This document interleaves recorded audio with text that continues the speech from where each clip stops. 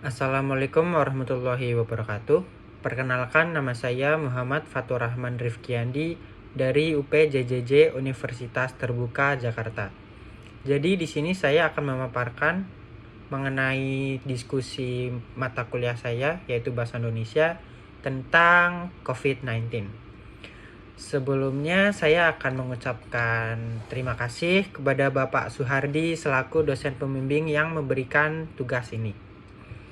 Ya, seperti yang kita ketahui, virus corona atau COVID-19 adalah virus yang menyerang sistem pernafasan.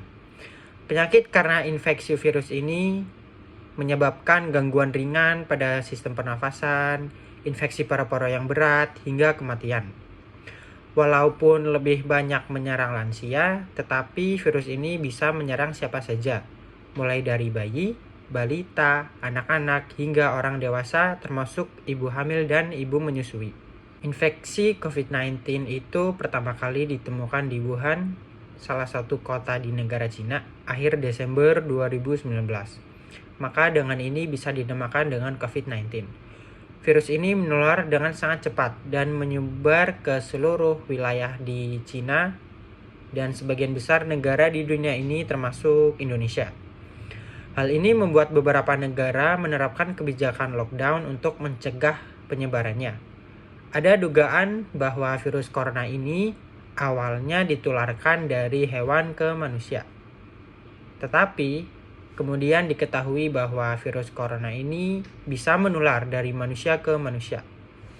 Seseorang bisa tertular COVID-19 melalui berbagai cara, seperti droplet, terus memegang mulut, hidung, atau mata tanpa mencuci tangan terlebih dahulu setelah menyentuh benda yang terkena cipratan ludah penderita COVID-19.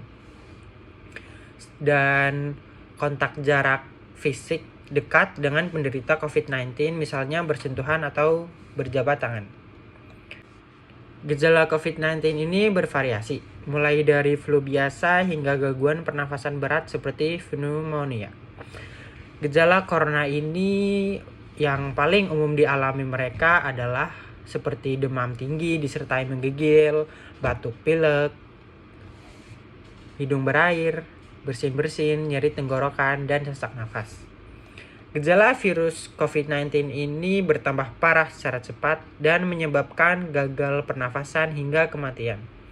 Gejala infeksi COVID-19 ini muncul mulai dari 2 hari hingga 14 hari setelah terpapar virus tersebut.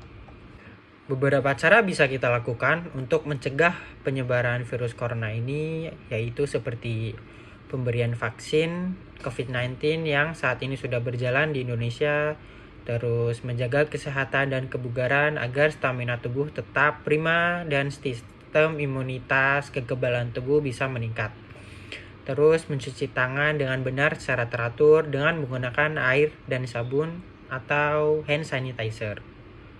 Mencuci tangan itu sangat penting sampai bersih, karena selain dapat membunuh virus, tindakan ini juga salah satu tindakan yang mudah dan gampang dilakukan. Ketika kita batuk atau bersin, segera untuk menutup hidung dengan tangan atau dengan menggunakan tisu atau dengan masker. Terus hindari kontak dengan orang lain atau bepergian ke tempat umum, karena itu bisa mengurangi kita untuk berinteraksi dengan banyak orang. Gunakan masker dengan benar hingga menutup mulut dan hidung ketika Anda sakit atau ketika berada di tempat umum.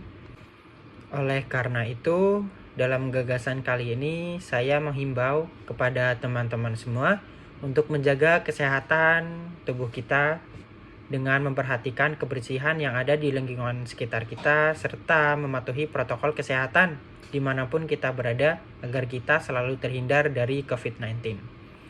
Demikianlah pemaparan dari saya mengenai topik COVID-19. Semoga bermanfaat bagi teman-teman semua.